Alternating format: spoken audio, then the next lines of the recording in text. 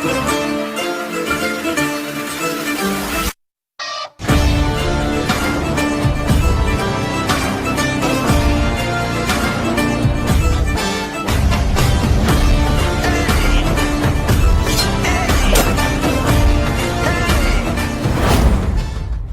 Students, welcome to Muppadi defence academy. காலையில் வந்து பார்த்தீங்கன்னா பெட்டாலியன் ஃபுல் டெஸ்ட்டுக்கான வீடியோ பார்த்துருப்பீங்க. இப்போ அதுக்கான அதாவது எக்ஸ்பிளனேஷன் வீடியோ, ஓகேவா? அந்த ஆன்சருக்கான எக்ஸ்பிளனேஷன் வீடியோ வந்து இப்போ பார்க்க போகிறோம், சரிங்களா? ஃபர்ஸ்ட் கொஸ்டின் பாருங்க. ஆளுநர் ஆகுவதற்கான குறைந்தபட்ச தகுதி வயது என்ன அப்படின்னு சொல்லிட்டு கேட்டிருக்காங்க. அதாவது நம்ம படிச்சிருக்கோம், ஆன்சர் சி, ஓகேவா? ஆளுநர், அதுக்கப்புறம் பார்த்தீங்கன்னா ஜனாதிபதி, துணை ஜனாதிபதி, இவங்க எல்லாத்துக்குமே இந்த கேட்டகரியில ஆகிறதுக்கு என்ன குறைந்தபட்ச வயது அப்படின்னா 35, சரியா? அப்ப எம்எல்ஏ எம்பி நிக்கிறதுக்கான குறைந்தபட்ச வயது என்ன? 25. எம்எல்ஏ எம்பி ஆகிறதுக்கான குறைந்தபட்ச வயது வந்து பாத்தீங்கன்னா 25. அதாவது இப்ப நம்ம சட்டமன்றம் அப்படி எடுத்துக்கிட்டோம் அப்படின்னா அதுல கீழவை, சட்டமன்ற பேரவைன்னு சொல்லுவாங்க. அதுல நிக்கிறதுக்கான குறைந்தபட்ச வயது வந்து பாத்தீங்கன்னா 25, ஓகேவா? அதுக்கப்புறம் மேலவை இருக்குல்ல, அதுக்கு வந்து 30. அதே மாதிரிதான் பார்லிமெண்ட்லயும் மக்களவையில நிக்கிறதுக்கு 25 வயசு, மாநிலங்களவை அதாவது ராஜ்யசபால நிக்கிறதுக்கு 30 வயசு, சரியா? இங்க நமக்கான ஆன்சர் என்ன அப்படின்னு பாத்தீங்கன்னா ஆப்ஷன் சி. அடுத்து ரெண்டாவது கொஸ்டின் பாருங்க. பக்சார் போர் எந்த ஆண்டு நடைபெற்றது அப்படின்னு கேக்குறாங்க. 1764, ஓகேவா? அப்ப 1757 வராதா அப்படின்னா வராது. ஏன்னா 1757 என்ன போர் நடந்திருக்கும்? பிளாசி போர் நடந்திருக்கும், ஓகேவா?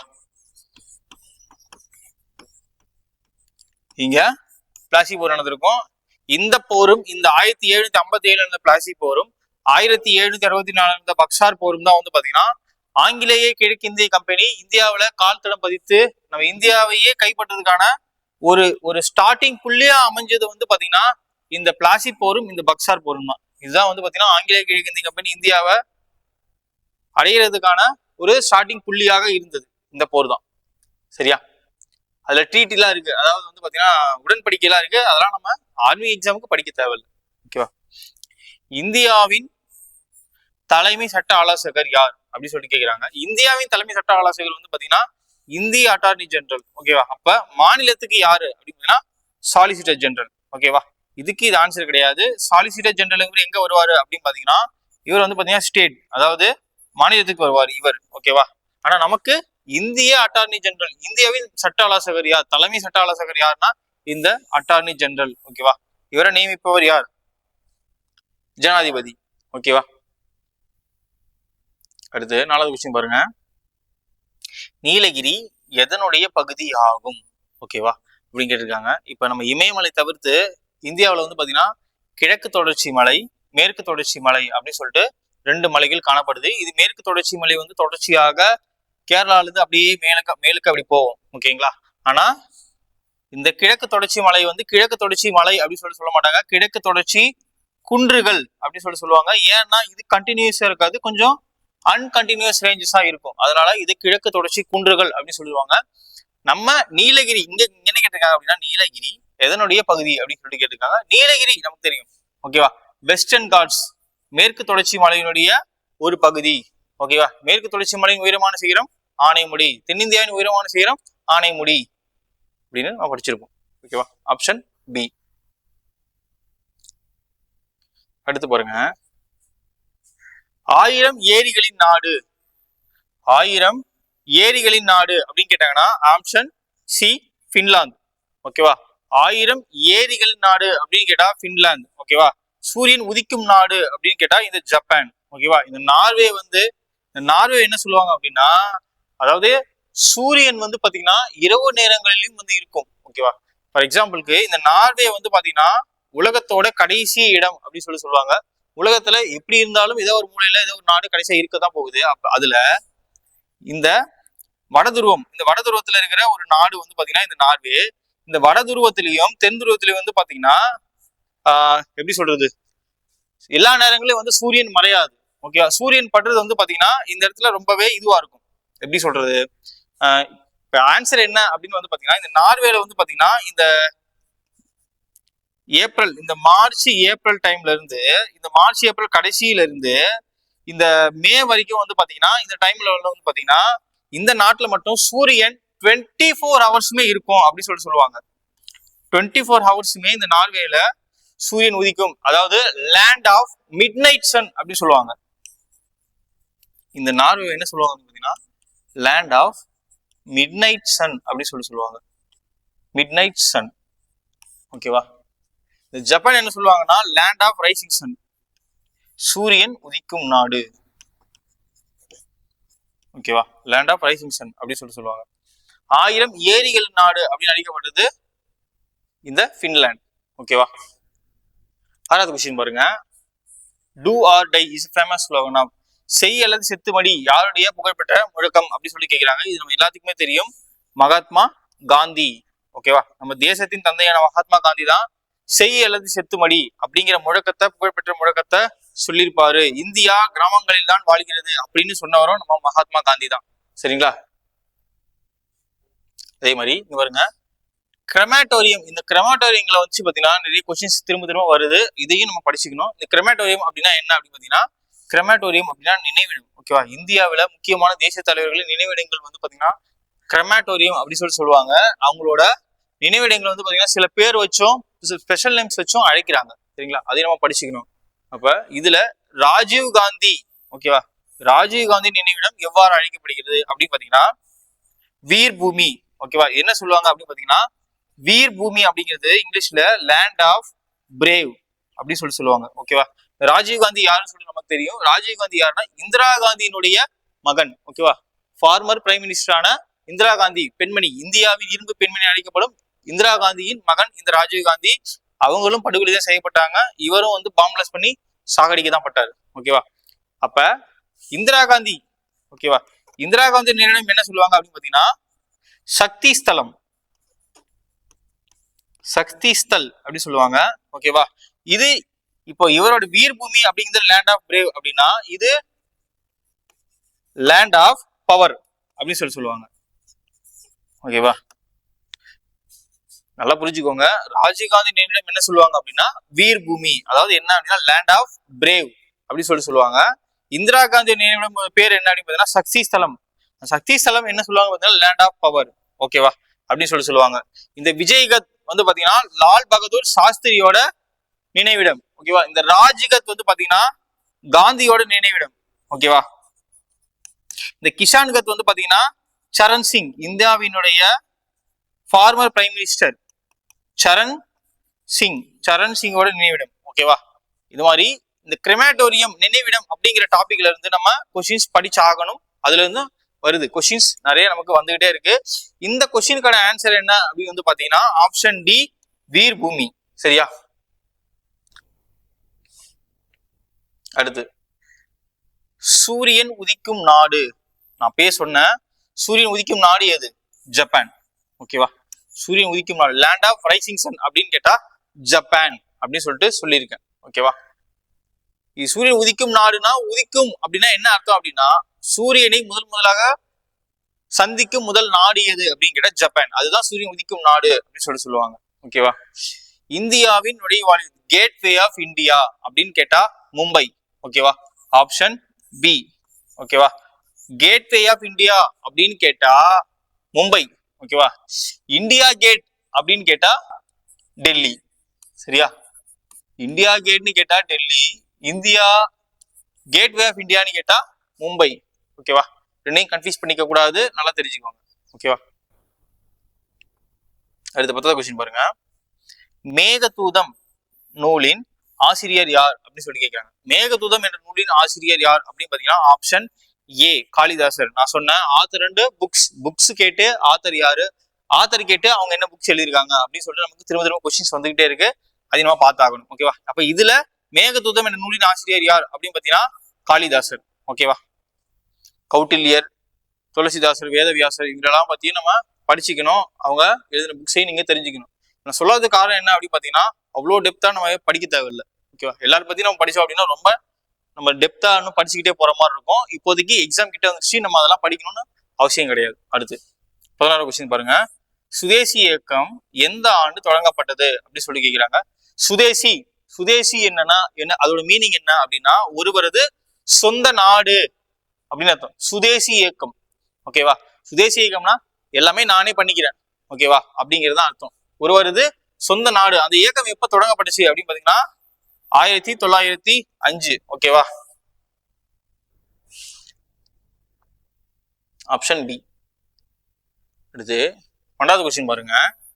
லால் பால் பால் இல் பொருந்தாதவர் யார் அப்படி சொல்லி கேட்கிறாங்க. முதல்ல இந்த லால் பால் பால் யாரு அப்படின்னு பாத்தீங்கன்னா, நான் சொன்னேன் இந்திய தேசிய இயக்கத்துல 2 பிரிவுகள் இருந்தது. ஓகேவா? மிதவாத தேசியவாதிகள், தீவிரவாத தேசியவாதிகள் அப்படி சொல்லிட்டு 2 பிரிவுகள் இருந்தது அப்படின்னு சொல்லி சொன்னேன். அதுல முக்கியமாக கருதப்படுபவர்கள் யார் அப்படின்னு பாத்தீங்கன்னா, இந்த தீவிர தேசியவாதிகள்ல இந்த லால் பால் பால் அவங்க தான் யாரு அப்படின்னு பாத்தீங்கன்னா, லால் அப்படின்னா இந்த லாலா லஜபதி ராய். ஓகேவா? பால் அப்படின்னு வந்து பாத்தீங்கன்னா பால் அப்படின்னு வந்து பாத்தீங்கன்னா பால கங்காதர திலகர். இந்த பால் யாருன்னு பாத்தீங்கன்னா இந்த பிபின் சந்திர பால். அப்ப இதுல பொருந்தாதவர் யார் அப்படின்னு வந்து பாத்தீங்கன்னா இந்த லால் பகதூர் சாஸ்திரி. ஓகேவா? இவர் தான் வந்து பாத்தீங்கன்னா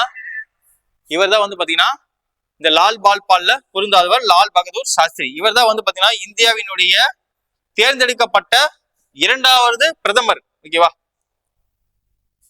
2வது பிரதமர். அடுத்து 13வது கொஸ்டின். லாலா லஜபதி ராய் எவ்வாறு அழைக்கப்படுகிறார் அப்படின்னு வந்து பாத்தீங்கன்னா பஞ்சாப் கேசரி, அதாவது பஞ்சாப் சிங்கம் என்று அழைக்கப்படுகிறார். இங்க ஆப்ஷன் பி ல பார்த்து குழம்பிடக்கூடாது. பஞ்சாப் சிங்னு போட்டிருக்காங்க. பஞ்சாப் சிங்கு கிடையாது, பஞ்சாப் கேசரி, பஞ்சாப் சிங்கம் என்று அழைக்கப்படுவது தான் இந்த லாலா லஜபதி ராய். ஓகேவா? சைமன் வெளியேற்பு போராட்டத்துல பங்கேற்று தடியடி நடத்தி இறந்து போனவர் லாலா லஜபதி ராய், நமக்கு தெரியும். ஓகேவா? அடுத்து இங்க பாருங்க, டிஃப்ரெண்டா இருக்கு பாருங்க. புதிய அரசியல் கட்சிகளை அங்கீகாரம் செய்பவர் யார்? ஒரு கட்சி வந்து அந்த கட்சி வந்திருக்கு, அதுக்கு இவ்வளவு பெர்சன்டேஜ் ஓட்டு வாங்கியிருக்கு அப்படின்னு சொல்லிட்டு இந்த கட்சியை இது ஒரு நேஷனல் பார்ட்டி, இது வந்து ஒரு ஸ்டேட் பார்ட்டி அப்படின்னு சொல்லிட்டு அங்கீகாரம் கொடுக்க வேண்டியது யாரோட கடமை அப்படின்னு வந்து பாத்தீங்கன்னா பிரசிடென்டோட கடமையா, ராஜ்யசபாவோட கடமையா, பிரைம் மினிஸ்டரோட கடமையா, இல்ல எலெக்ஷன் கமிஷனோட கடமையா அப்படின்னு கேட்டிருக்காங்க. இதுக்கான பதில் என்ன அப்படின்னு வந்து பாத்தீங்கன்னா தேர்தல் ஆணையம். ஓகேவா? இந்த தேர்தல் ஆணையத்தோட வேலை தான் என்ன, ஒரு கட்சி வந்து அரசியல் கட்சி அப்படின்னு சொல்லிட்டு அங்கீகாரம் அளிக்கக்கூடிய அதிகாரம் யாருக்கு இருக்கு அப்படின்னு வந்து பாத்தீங்கன்னா இந்த தேர்தல் ஆணையம். ஓகேவா? இந்த தேர்தல் ஆணையம் சொல்லுவாங்க ECI, election commission of India. ஓகேவா? அதே மாதிரி நம்ம பிஎம் எலெக்ஷன், சிஎம் எலெக்ஷன், இது ரெண்டையுமே யார் நடத்துறா அப்படின்னா இந்த இந்திய தேர்தல் ஆணையம் தான் நடத்துறாங்க. ஓகேவா? இப்ப பிஎம்ங்கிறது வந்து பாத்தீங்கன்னா பார்லிமெண்ட் எலெக்ஷன், இந்த சிஎம் எலெக்ஷன் வந்து பாத்தீங்கன்னா சட்டமன்ற தேர்தல், ஸ்டேட்டுக்கு நடக்கக்கூடியது. இப்ப இந்த சிஎம் எலெக்ஷன் வந்து நம்ம இந்தியாவில் இருக்க ஸ்டேட் எலெக்ஷன் கமிஷன் நடத்துவாங்க அப்படின்னு சொல்லி நினைக்க கூடாது. ஓகேவா? அதாவது ஸ்டேட் எலெக்ஷன் கமிஷன். ஓகேவா? இந்த ஸ்டேட் எலெக்ஷன் கமிஷன் எது நடத்துவாங்க அப்படின்னு வந்து பாத்தீங்கன்னா இந்த பஞ்சாயத்து ராஜ் எலெக்ஷன் இருக்கு பாத்தீங்களா, இந்த பஞ்சாயத்து எலெக்ஷன் மட்டும்தான் இந்த ஸ்டேட் எலெக்ஷன் கமிஷன் நடத்துவாங்க. இந்த ரெண்டுத்தையும் யார் நடத்துவா? இந்த இந்திய தேர்தல் ஆணையம் அவங்க நடத்துவாங்க. இது நம்ம ஞாபகம் வச்சுக்கணும். இதுக்கான ஆன்சர் என்ன அப்படின்னு வந்து பாத்தீங்கன்னா 14 பாம்பே. ஓகேவா? அடுத்து கடைசி கொஸ்டின் பாருங்க.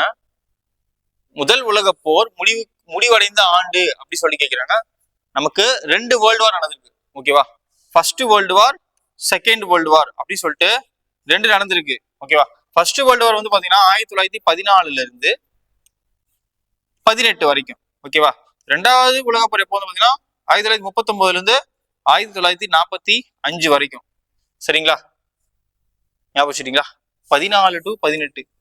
நம்ம காந்தி வந்து பாத்தீங்கன்னா எப்ப சவுத் ஆப்பிரிக்காவில இருந்து இந்தியாவுக்கு வந்திருப்பாரு அப்படின்னு வந்து பாத்தீங்கன்னா 15 தான் வந்திருப்பாரு. 1915 தான் இந்தியாவுக்கு வருவாரு. இந்த இந்தியா வரதுக்கான, அதாவது நம்ம இந்திய தேசிய இயக்கம் ஐஎன்எம், இந்திய தேசிய இயக்கம் படிப்போம். ஓகேவா? ஐஎன்எம் சொல்லிட்டு படிப்போம். இந்த ஐஎன்எம்ல தனியாவே ஒரு டாபிக் இருக்கு. என்ன அப்படின்னு காந்திய காலகட்டம் அப்படின்னு சொல்லிட்டு தனியா ஒரு டாபிக் இருக்கு. ஓகேவா?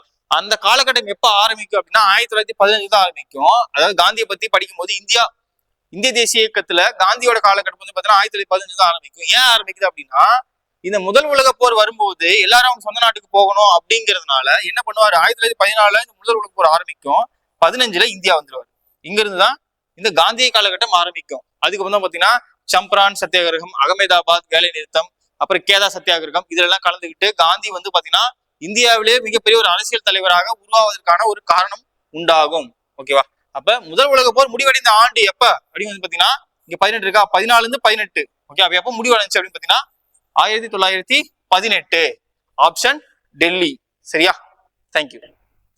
வெல்கம் டு முப்படை டிஃபென்ஸ் அகாடமி. இன்னைக்கு நாம என்ன பார்க்க போறோம்னா army free test batch battalion அப்படின்னு சொல்லி போயிட்டு இருக்குங்களா, அதோட ஃபுல் டெஸ்ட் 2 சரிங்களா. ஃபுல் டெஸ்ட் 2ஓட சயின்ஸ் சரிங்களா, சயின்ஸ் கொஸ்டினோட ஆன்சர் கீஸ் தான் பார்க்க போறோம். அதோட ஆப்ஷன் எல்லாம் டிஸ்கஷன் பண்ண போறோம் சரிங்களா. உங்களுக்கு யூஸ்ஃபுல்லா இருக்கும். இந்த வீடியோவை நீங்க வாட்ச் பண்ணுங்க சரிங்களா. ஃபர்ஸ்ட் கொஸ்டின் போலாம். The commercial unit of electrical energy is மின் ஆற்றலின் நடைமுறை அலகு. மின் ஆற்றலின் நடைமுறை அலகு அப்படின்னு எதை சொல்லுவோம் பாத்தீங்கன்னா கிலோவாட் மணி, கிலோவாட் ஹவர் அப்படின்னு சொல்லுவோம் சரிங்களா. மின் திறனை அளவிடக்கூடிய அலகு என்னன்னா வாட் அப்படின்னு சொல்லுவோம். நம்ம நடைமுறையில என்ன அலகு யூஸ் பண்றோம்னு பாத்தீங்கன்னா கிலோவாட் மணி அப்படின்ற அலகு யூஸ் பண்ணுவோம். அதாவது ஒரு கிலோவாட் ஹவர், ஒரு கிலோவாட் மணி அப்படின்றதுதான் ஒரு யூனிட் அப்படின்னு சொல்லுவோம். நம்ம வீட்ல எல்லாம் எத்தனை யூனிட் கரண்ட் யூஸ் பண்ணாங்க அப்படின்னு சொல்லுவோம் இல்லையா, 100 யூனிட் 200 யூனிட் அப்படி சொல்றோம் இல்லையா. அது என்னன்னா ஒரு கிலோவாட் மணி அப்படின்றதான் ஒரு யூனிட் அப்படின்னு சொல்லுவோம் சரிங்களா. இதோட வேல்யூ என்ன அப்படின்னு பாத்தீங்கன்னா ஒரு கிலோ அப்படின்னா நமக்கே தெரியலையா 1000 சரியா. வாட் ஹவர் அப்படின்றது 60, அதாவது மணியை 1 மணி நேரம் 60 நிமிஷம் இல்லையா, அதே மாதிரி 60 செகண்ட் அதோட மல்டிபிள் பண்ணோம்னா 3.6 into 10⁻⁶ ஜூல் சரிங்களா. ஆற்றலின் அலகு ஜூல் இல்லையா, அதனால ஜூல் போடுறோம். ஒரு கிலோவாட் ஹவர், ஒரு கிலோவாட் ஹவரோட வேல்யூ, ஒரு கிலோவாட் மணியோட வேல்யூ என்னன்னு பாத்தீங்கன்னா 3.6 into 10⁻⁶ ஜூல் அப்படின்னு சொல்லுவோம் சரிங்களா. அதுக்கு அடுத்ததான் இதோட எஸ்ஐ யூனிட் கேட்பாங்க சரியா. எஸ்ஐ யூனிட் என்ன அப்படின்னு சொல்லுவோம் பாத்தீங்கன்னா வாட் வினாடி, வாட் வினாடி. மின்திறனோட எஸ்ஐ யூனிட் இது வந்து கமர்ஷியல் யூனிட் சரிங்களா. எஸ்ஐ யூனிட் அப்படின்னு கேட்டாங்கன்னா வாட் வினாடி அப்படின்னு சொல்லணும் சரிங்களா. அடுத்த கொஸ்டின் போயிடலாம். Which device is converted electrical energy to heat energy? எந்த சாதனம் மின் ஆற்றலை வெப்ப ஆற்றலாக மாற்றக்கூடியது அப்படின்னு கொஸ்டின் கேட்டிருக்கிறாங்க சரிங்களா. இப்போ மின்னோட்டத்தோட வேதி விளைவுகள் அப்படின்னு சொல்லி 3 பார்க்க போறோம். ஒன்று வந்து வேதி விளைவு, கெமிக்கல் எஃபெக்ட், மின்சாரத்தினால ஏற்படக்கூடிய விளைவுகள் சரியா. வேதி விளைவு, செகண்ட் ஒன் வந்து காந்த விளைவு, அப்புறம் வெப்ப விளைவு. 3 விதமான விளைவுகள் பார்க்க போறோம். Chemical effect, magnetic effect and heat effect அப்படின்னு சொல்லி 3 விதமான விளைவுகள் இருக்கு. இதுல வேதி விளைவு அப்படின்றது என்னன்னு பாத்தீங்கன்னா, அதாவது இப்போ இரும்பு துருப்பிடிக்குது இல்லையா, இரும்பு துருப்பிடிக்கிறத தடுக்கிறதுக்காக இரும்பு மேல துத்தநாகம் பூசுவாங்க சரியா. இரும்பு மேல ஜிங்க் வந்து கோட் பண்ணுவாங்க. அதுக்கு பேர் என்னன்னா மின்னார் பகுத்தல் அப்படின்னு சொல்லுவோம். அதுதான் வந்து மின்னோட்டத்தோட வேதி விளைவுக்கு எடுத்துக்காட்டு. எப்படி சொல்லலாம், ஒரு கரைசல்ல எது மேல முலாம் பூச போறோமோ அந்த ரெண்டு எலமெண்ட்டையும், அதாவது 2 உலோகங்களையும் வச்சிடணும். அந்த கரைசல்ல நம்ம கரண்ட்டை பாஸ் பண்ணும்போது ஒரு உலோகம் கரைஞ்சி போயிட்டு இரும்பு மேல படியும். அதுதான் வந்து வேதி விளைவு, மின்னோட்டத்தோட வேதி விளைவு அப்படின்னு சொல்லுவோம். அடுத்தது காந்த விளைவு. இப்ப கரண்ட் நம்ம பாஸ் பண்றோம் அப்படின்னா அது வந்து மேக்னெட்டா செயல்படும். அதுக்கு எக்ஸாம்பிள் தான் வந்து இந்த காலிங் பெல் சொல்றோம் இல்லையா, இது சொல்லலாம். அதே மாதிரி கிரேன் சொல்லலாம். இந்த எலக்ட்ரிக் ட்ரெயின் யூஸ் பண்றாங்க இல்லையா, இதெல்லாம் வந்து காந்த விளைவுக்கு எக்ஸாம்பிள். அதே மாதிரி வெப்ப விளைவு. வெப்ப விளைவு என்னன்னா, இப்ப நம்ம கரண்ட் கொடுக்குறோம், அது என்னவா கன்வெர்ட் ஆகும்னா ஹீட் எனர்ஜியா கன்வெர்ட் ஆகும். அதுதான் என்னன்னா மின் சலவை பெட்டி. இப்ப ஆப்ஷன் கொடுத்துருக்காங்க இல்லையா, அயன் பாக்ஸ். அயன் பாக்ஸ்ல நம்ம கரண்ட்ல பிளக் போட்டோம் அப்படின்னா அது வந்து வெப்ப ஆற்றலா வெளிப்படும் இல்லையா. அதுதான் வந்து கேட்டிருக்காங்க, எந்த சாதனம் மின்னாற்றலை வெப்ப ஆற்றலாக மாற்றக்கூடியது அப்படின்னு. மின் சலவை பெட்டி, அயன் பாக்ஸ். இது மட்டும் இல்லாம எலக்ட்ரிக் டோஸ்டர், அதே மாதிரி எலக்ட்ரிக் ஓவன், இதெல்லாமும் மின் ஆற்றலை வெப்ப ஆற்றலாக மாற்றக்கூடிய சாதனங்களுக்கு எடுத்துக்காட்டு சரிங்களா. அதே மாதிரி இதுல ஒரு உலோகம் யூஸ் பண்றோம், என்ன அப்படின்னு பாத்தீங்கன்னா நிக்கல் பிளஸ் குரோமியம். இதுதான் வந்து மோஸ்ட் ஆஃப் இந்த ஹீட்டான இதுவெல்லாம் யூஸ் பண்றது, ஹீட் பண்றக்கூடிய அந்த பாத்திரங்கள், அந்த அயன் பாக்ஸோட லேயர், இதுல எல்லாம் யூஸ் பண்ணக்கூடிய உலோகத்து பேர் என்னன்னா நிக்கல் அப்படின்னு சொல்லுவோம். நிக்கலும் குரோமியமும் சேர்ந்த உலோக கலவை நிக்ரோம் அப்படின்னு சொல்லுவோம் சரிங்களா. நிக்ரோம், நிக்கலும் யூஸ் பண்ணுவாங்க, அதே மாதிரி நிக்கலும் குரோமியமும் சேர்ந்த கலவையும் யூஸ் பண்ணுவாங்க, நிக்ரோம் அப்படின்ட்டு. ஓகே, அடுத்த கொஸ்டின் போலாம். அடுத்து பாருங்க, which is the hottest planet? வெப்பமான கோள் எது? கோள்கள் தெரியும், சூரிய மண்டலத்துல மொத்தமா 8 கோள்கள் இருக்கு இல்லையா. சூரியனை சுற்றி 8 கோள்கள் வலம் வருது. இதுல வெப்பமான கோள் எது அப்படின்னு கேட்டிருக்காங்க. வெப்பமான கோள் எதுன்னு பாத்தீங்கன்னா வீனஸ், வெள்ளி சரிங்களா. ஏன் அப்படின்னா இப்ப சூரியன் கிட்ட ரொம்ப தொலை, அதாவது ரொம்ப நெருக்கத்துல இருக்கக்கூடிய கோள் எதுன்னு பாத்தீங்கன்னா புதன் இல்லையா. அதுக்கு அடுத்து செகண்ட் பிளேஸ்ல தான் வெள்ளி இருக்கு, மூணாவதா தான் எர்த் இருக்கும் இல்லையா, நாலாவதா செவ்வாய், அஞ்சாவதா வியாழன் இருக்கும். அப்ப பார்த்தா அப்ப புதன் தானே ரொம்ப ஹீட்டா இருக்கணும், சூரியனுக்கு பக்கத்துலயே இருக்கு, புதன் தானே ரொம்ப ஹீட்டா இருக்கணும். ஏன் வெள்ளி ஹீட்டா இருக்குது அப்படின்னு பாத்தீங்கன்னா, இப்போ பூமியோட அட்மாஸ்பியர் வளிமண்டலம் படிச்சிருக்கோம். பூமியோட வளிமண்டலத்துல என்னென்ன வாயுக்கள் இருக்குன்னு நம்ம படிச்சிருக்கோம் இல்லையா.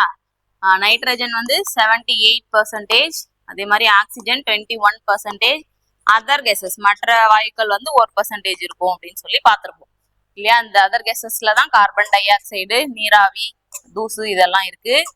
சரிங்களா. இப்போ இந்த பூமியோட வளிமண்டலத்துல இந்த வாயுக்கள்லாம் இருக்கு. அதே மாதிரி வெள்ளிக்கோளோட அட்மாஸ்பியர்ல வளிமண்டலத்துல என்ன வாயு இருக்குன்னு பாத்தீங்கன்னா 96.5% கார்பன் டை ஆக்சைடு தான் இருக்கு. சரிங்களா. இந்த கார்பன் டை ஆக்சைடு என்ன பண்ணும் அப்படின்னா வெப்பத்தை வந்து அதுக்குள்ளவே தக்க வச்சுக்கும், வெளிவிடாது. அதனாலதான் வந்து அந்த கோள் வந்து அதிகமான வெப்பமா இருக்கு. சரி, புதன் இருக்குது அப்படின்னா புதனோட வளிமண்டலம் வந்து ரொம்ப மெல்லியதா இருக்கும், ரொம்ப லேசானதா இருக்கும். அதனால என்ன பண்ணுதுன்னா அது வெப்பத்தை தக்க வச்சுக்கல, அப்படியே வளிமண்டலத்திலேயே அதாவது அண்டத்திலேயே விட்டுரும் வெளியே. சரிங்களா. ஆனா வெள்ளிக்கோள்ல இருக்கக்கூடிய இந்த 96.5% கார்பன் டை ஆக்சைடு என்ன பண்ணும்னா வெப்பத்தை ஃபுல்லா அதையே தக்க வச்சுக்கும். அதனாலதான் அது வந்து வெப்பமான கோளா இருக்கு. சரியா. அதே மாதிரி இது வந்து பூமியின் இரட்டை அப்படின்னு சொல்லுவோம், ட்வின் பிளானட்ஸ் அப்படின்னு சொல்லி எதை சொல்லுவோம்னா எர்த்தும் அதே மாதிரி வீனஸும். ஏன் அப்படின்னா இது ரெண்டுமே அளவுல ஒத்து இருக்கும், பூமியை மாதிரியே இருக்கும். அதனாலதான் ட்வின் பிளானட்ஸ் அப்படின்னு சொல்லுவோம். அதே மாதிரி மிகப்பெரிய கோள் அப்படின்னு சொல்லக்கூடியது எதுனா லார்ஜஸ்ட் பிளானட் எதுனா ஜூபிட்டர். ஓகே, அடுத்த கொஸ்டின் போலாம். அடுத்து பாருங்க, in wind power which energy converted into electrical energy. காற்றாலை மின் உற்பத்தியில் எந்த ஆற்றல் மின்னாற்றலாக மாற்றப்படுகிறது? காற்றாலை சரிங்களா. மின் உற்பத்தி செய்யறதுக்கு 4 விதமான டைப்ஸ் இருக்கு. மின் உற்பத்தி எந்தெந்த விதத்துல எல்லாம் உற்பத்தி பண்றாங்க அப்படின்னு சொல்லி 4 விதமான சொல்லலாம். ஒண்ணு என்னன்னு பாத்தீங்கன்னா அனல் மின் நிலையம், அடுத்ததான் அணு மின் நிலையம், அடுத்ததான் நீர் மின் நிலையம், 4வதா காற்றாலை மின் உற்பத்தி. சரிங்களா. இந்த 4 விதத்துலதான் கரண்ட்டை தயாரிக்கிறாங்க. இதுல அனல் மின் நிலையம் அப்படின்றது என்னன்னு பாத்தீங்கன்னா அந்த நிலக்கரி, டீசல் இதெல்லாம் எரிச்சு அது மூலியமா நீராவி வரும். அந்த ஆவியை வச்சு டர்பைன் சுழலும், அதை வச்சு கரண்ட்டை தயாரிப்பாங்க. இங்க என்ன பண்ணும்னா வெப்ப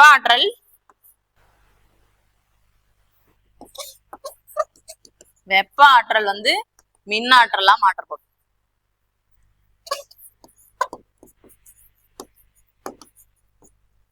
அதே மாதிரி இங்க அணு மின் நிலையம் என்னன்னா அந்த அணுக்கருக்குள்ள உட்கரு இருக்கு இல்லையா, அதோட புழக்கும் போது ஒரு வெப்ப ஆற்றல் வெளிப்படும். அந்த அணுக்கரு ஆற்றல் வந்து என்னவா மாறும்னா வெப்ப ஆற்றலா கன்வெர்ட் ஆகி அதுக்கு அடுத்துதான் மின் ஆற்றலா மாறும். சரிங்களா. அதே மாதிரி நீர் ஆற்றல் என்னன்னா இதுவும் இயக்க ஆற்றல் தான். சரிங்களா. இயக்க ஆற்றல் இது எப்படின்னு சொல்லலாம் அப்படின்னா, இப்போ டேம்ல ரொம்ப உயரத்துல டேம் இருக்கும் இல்லையா, டேம்ல தண்ணி தேக்கி வச்சிருப்பாங்க. அது வந்து வேகமா ஃபோர்ஸா கீழே விழும்போது அங்க டர்பைன் இருக்கும், அந்த டர்பைன் மேல விழும்போது அது சுத்தி கரண்ட்டை தயாரிக்கும். அது வந்து நீர் ஆற்றல். இது வந்து இயக்க ஆற்றல். சரி, டர்பைன் சுத்தம், இயக்க ஆற்றல் தான் வந்து மின் ஆற்றலா மாத்தும். அதே மாதிரி காற்றாலையில என்னன்னா ஒரு ஃபேன் மாதிரி இருக்கும் இல்லையா, விசிறி மாதிரி ஃபேன் மாதிரியே தான் இருக்கும். அது வந்து காத்துனால அது சுழலும். அது சுழண்டு என்ன பண்ணும்னா டர்பைன் சுத்தி கரண்ட்டை பாஸ் பண்ணும். இங்கே என்னன்னா இயக்க ஆற்றல் தான். சரிங்களா. இயக்க ஆற்றல் மின்னாற்றலாக மாற்றப்படுது. இப்ப இந்த கொஸ்டினுக்கு ஆன்சர் என்ன பாருங்க, காற்றாலை மின் உற்பத்தியில் எந்த ஆற்றல் மின்னாற்றலாக மாற்றப்படுகிறதுனா இயக்க ஆற்றல், கைனெட்டிக் எனர்ஜி. அதாவது காற்று வந்து ஒரு இயக்கத்தை கொடுக்குது, ஃபேன் சுத்துது, அது மூலமா கரண்ட்டை உற்பத்தி பண்றாங்க. சரியா. அடுத்த கொஸ்டின் போலாம். A dash is used to measure the depth of water in the ocean. கடல் நீரின் ஆழத்தை அளவிட பயன்படுவது எது? கடல் நீரோட ஆழத்தை அளவிடக்கூடிய கருவிக்கு என்ன பேருனா ஃபேத்தோமீட்டர். சரியா. இது என்ன பண்ணுனா கடல் நீர் இருக்கு இல்லையா, அதை வச்சு கடலோட ஆழத்தை கணிப்பாங்க. அந்த கருவிக்கு பேர் தான் fathometer.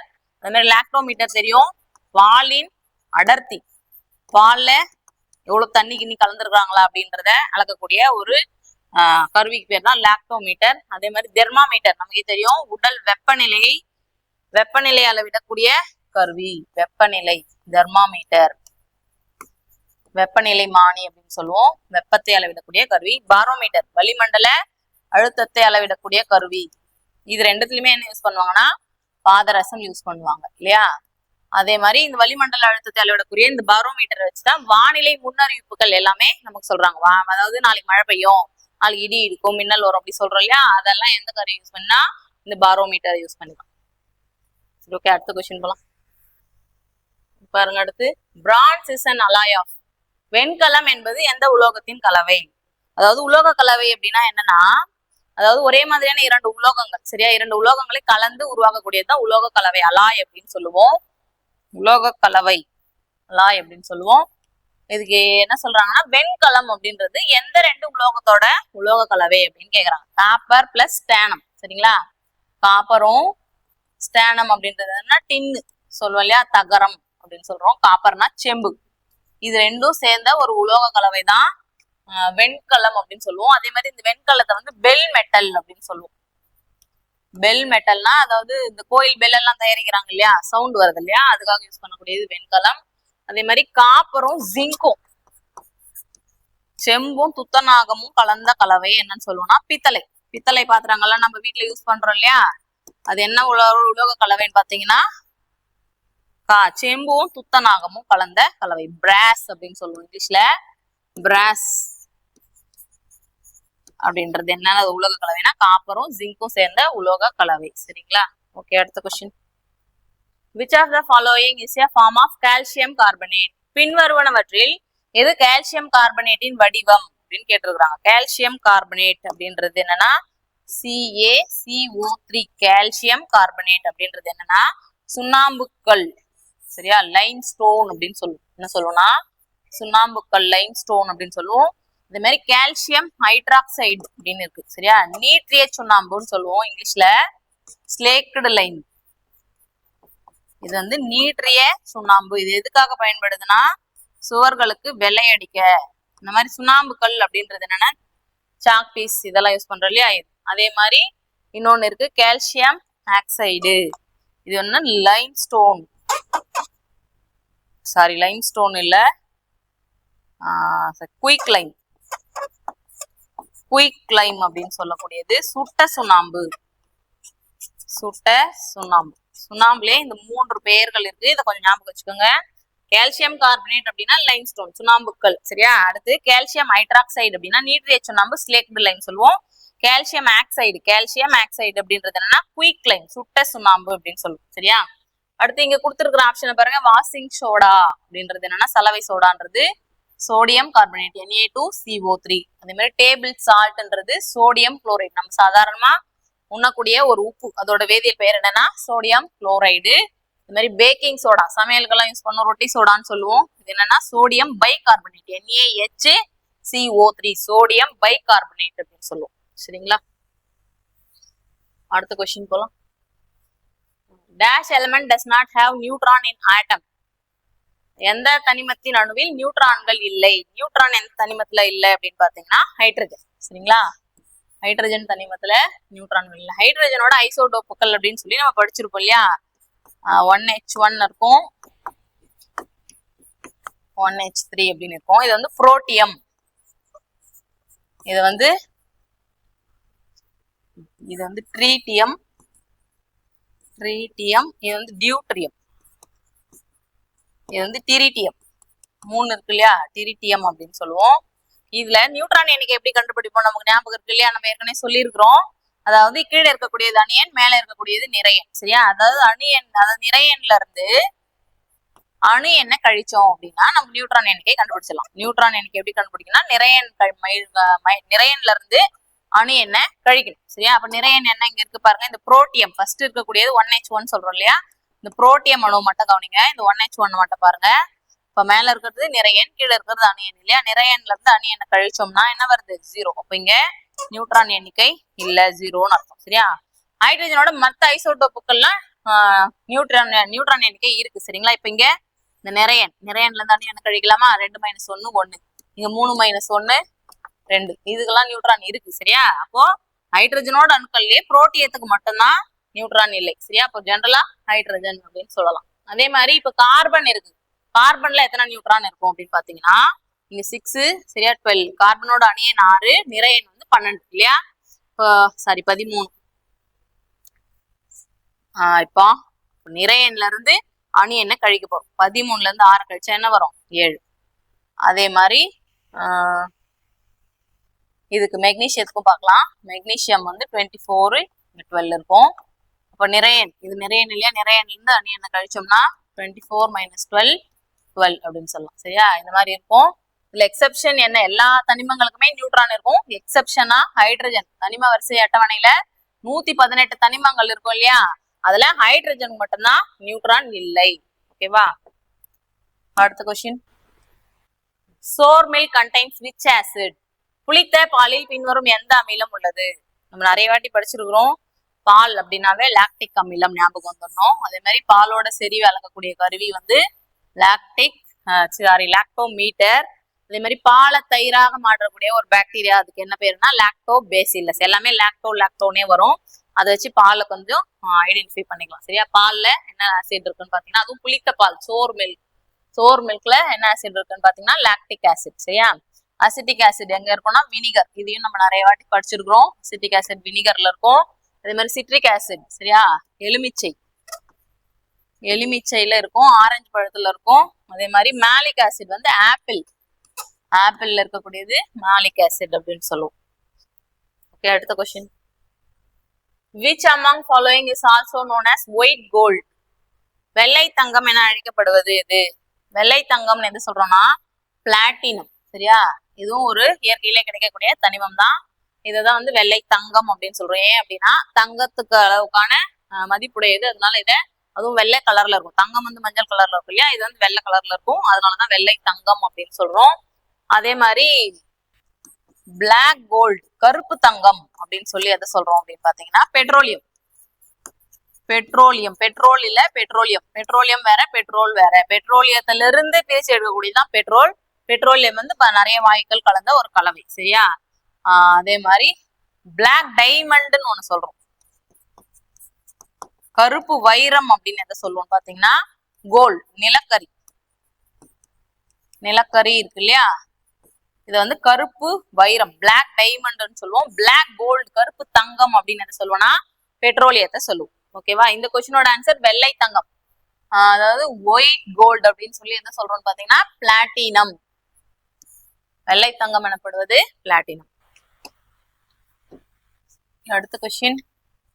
Bacillocalmetic querine is a vaccine for. Bacillocalmetic querine is a vaccine for BCG என்பது எந்த நோய்க்கான தடுப்பூசி? BCG அப்படின்றது என்னன்னு பாத்தீங்கன்னா டியூபர்குலோசிஸ், TB அப்படின்னு சொல்லக்கூடிய காச நோய். இது என்னன்னா ஒரு பாக்டீரியல் டிசீஸ். இது வந்து மைக்கோபாக்டீரியம் டியூபர்குலோசிஸ் அப்படின்ற ஒரு பாக்டீரியாவால வரக்கூடிய நோய். இது எப்படி மனிதர்களுக்கு பரவும் அப்படின்னு பாத்தீங்கன்னா, இந்த TB இருக்கிறவங்க, அதாவது காச நோய் இருக்கிறவங்க யூஸ் பண்ண பொருட்களை நம்ம யூஸ் பண்றது, அவங்க கூட சேர்ந்து அவங்க சாப்பிட்ட தட்டு அந்த மாதிரி பாத்திரங்கள் யூஸ் பண்றது, அதே மாதிரி அவங்க இருமும் போது தும்மும் போது இல்லை எச்சில் துப்புறாங்க அப்படின்னா அதுல இருந்து காற்று வழியாவே நமக்கு பரவக்கூடியதுதான் இது ஒரு பாக்டீரியல் டிசீஸ். சரிங்களா? அதே மாதிரி இந்த தடுப்பூசியை கண்டுபிடிச்சது யாரு அப்படின்னா கால்மெட்டே குயிரின் அப்படின்ற 2 பேர். கால்மெட்டே, அடுத்ததான் குயிரின் அப்படின்னு சொல்லி 2 பேர் 13 வருஷம். சரிங்களா? 13 வருஷமா பாடுபட்டு அந்த தடுப்பூசியை கண்டுபிடிச்சிருக்கிறாங்க, காச நோய்க்கான தடுப்பூசியை. இது வந்து ஒரு குழந்தை பிறந்ததுமே முதல்ல போடக்கூடிய தடுப்பூசி. சரிங்களா? தடுப்பூசி அட்டவணையில நீங்க பாத்தீங்கன்னாவே தெரியும். முதல் தடுப்பூசியா என்னவா இருக்கும்னா BCG. எதுக்கான தடுப்பூசின்னு பாத்தீங்கன்னா காச நோய், டியூபர்குலோசிஸ், TB அப்படின்னு சொல்லக்கூடிய காச நோய்க்கான தடுப்பூசி. அதே மாதிரி இந்த டைஃபாய்டும் வந்து ஒரு பாக்டீரியல் டிசீஸ் இல்லையா? சால்மோனெல்லா டைஃபி அப்படின்ற ஒரு பாக்டீரியாவால வரக்கூடிய நோய். அதே மாதிரி பிளேக்ன்றதும் ஒரு பாக்டீரியல் டிசீஸ் தான். இதை பரப்பக்கூடிய உயிரி எதுன்னு பாத்தீங்கன்னா எலி, ரேட் மூலமா பரவக்கூடிய நோய் தான் பிளேக். ஆனா இதுவும் ஒரு பாக்டீரியல் டிசீஸ் தான். அதே மாதிரி பொண்ணுக்கு வீங்கி, இது வந்து ஒரு வைரல் டிசீஸ். அம்மை நோய்கள் சொல்றோம் இல்லையா? அம்மை நோய்கள் எல்லாமே சிக்கன் பாக்ஸ், ஸ்மால் பாக்ஸ், அப்புறம் மம்ஸ், மீசில்ஸ், இது எல்லாமே வைரஸ் டிசீஸ் தான். ஓகேவா? அடுத்த கொஸ்டின் போயிடலாமா? அடுத்த கொஸ்டின் பாருங்க. வேல் இஸ் எ திமிங்கலம். திமிங்கலம் அப்படின்றது என்ன? அது ஒரு மீனா அப்படின்னு சொல்லுவோமா? இல்ல. சரியா? திமிங்கலம் அப்படின்றது என்னன்னா ஒரு பாலூட்டி. சரியா? நீந்தக்கூடிய ஒரு பாலூட்டி. மேமல்னா பாலூட்டி அப்படின்னு அர்த்தம். சரிங்களா? மீன்கள் எல்லாமே என்ன பண்ணும் நமக்கே தெரியும் இல்லையா? முட்டை போட்டு குஞ்சு பொரிக்கும். இதுல எக்ஸெப்ஷன், அதாவது திமிங்கலம் வந்து ஒரு மீன் வகைனே சொல்ல மாட்டோம், அது ஒரு பாலூட்டி அப்படிதான் சொல்லுவோம். இது என்ன பண்ணா குட்டி போட்டு பால் ஊட்டும். அதே மாதிரி பறவைகள் எல்லாமே என்ன பண்ணோம்னா முட்டை போட்டுதான் குஞ்சு பொரிக்கும் இல்லையா? அதுல எக்ஸெப்ஷனா பேட் பறவை, வவ்வால் சொல்றோம் இல்லையா, அது மட்டும்தான் வந்து பறக்கக்கூடிய பாலூட்டி. பறவைகள்லயே ஒரே ஒரு பாலூட்டி எதுன்னு பாத்தீங்கன்னா பேட், வவ்வால் அப்படின்னு சொல்லக்கூடியது. இதுவும் உங்களோட ப்ரீவியஸ் இயர் கொஸ்டின் தான். சரிங்களா, பறக்கக்கூடிய பாலூட்டி எது அப்படின்னு சொல்லி கொஸ்டின் இருக்கு, அது பேட். ஓகே, அடுத்து ஊர்வன. இதெல்லாம் என்ன பண்ணும் அப்படின்னு பாத்தீங்கன்னா அதாவது குட்டி போட்டு பாலூட்டவை தான். சரிங்களா, சாரி, குட்டி போட்டு இல்ல, முட்டை போட்டது தான். ஊர்வன எல்லாமே என்ன பண்ணும்னா முட்டை போட்டு குஞ்சு பொரிக்கக்கூடியதா தான் இருக்கும். சரிங்களா, இந்த கொஸ்டினோட ஆன்சர் என்ன? இப்போ திமிங்கலம் அப்படின்னு கேட்டா அது ஒரு பாலூட்டி, மேமல். அடுத்த கொஸ்டின் போலாம். What is the example for bisexual organism? இருபால் உயிரினத்திற்கு உதாரணம் எது?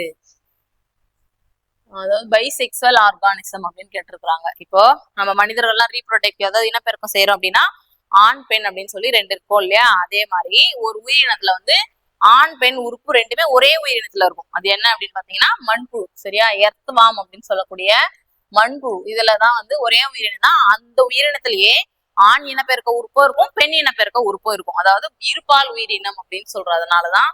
அதே மாதிரி மனிதர்கள்லாம் ஆண் பெண் அப்படின்னு ரெண்டு தனித்தனியா இருக்கு இல்லையா, பறவைகள்லயும் அதே மாதிரி ஆண் பறவை பெண் பறவைன்னு இருக்கும், தவளையிலயும் இருக்கு. அதே மாதிரி ஒரு சில பூக்கள் இருக்கு. சரியா, அந்த செம்பருத்தி பூ பார்த்திருப்போம், நம்ம சின்ன கிளாஸ்ல எல்லாம் நிறைய ப்ராஜெக்ட் பண்ணிருப்போம். அதுல மகரந்த தாள் வட்டம், சூலக வட்டம், அள்ளி வட்டம், புள்ளி வட்டம், அந்த மாதிரி பிரிச்சு பிரிச்சு எடுத்திருப்போம். அந்த செம்பருத்தி பூ எல்லாம் வந்து ஒரு பால் மலர் தான். ஆனா அதுலயே வந்து ஆண் இனப்பெருக்க உறுப்பு பெண் இனப்பெருக்க உறுப்பு இருக்கு. அதே மாதிரி ரோஜா இதெல்லாமும் சொல்லலாம். சரிங்களா, இதெல்லாம் அதாவது 4 வட்டங்களும் முழுமையா இருந்துச்சுன்னா முழுமை அடைந்த மலர் அப்படின்னு சொல்றோம் இல்லையா, அதுதான். ஓகே, அடுத்த கொஸ்டின்.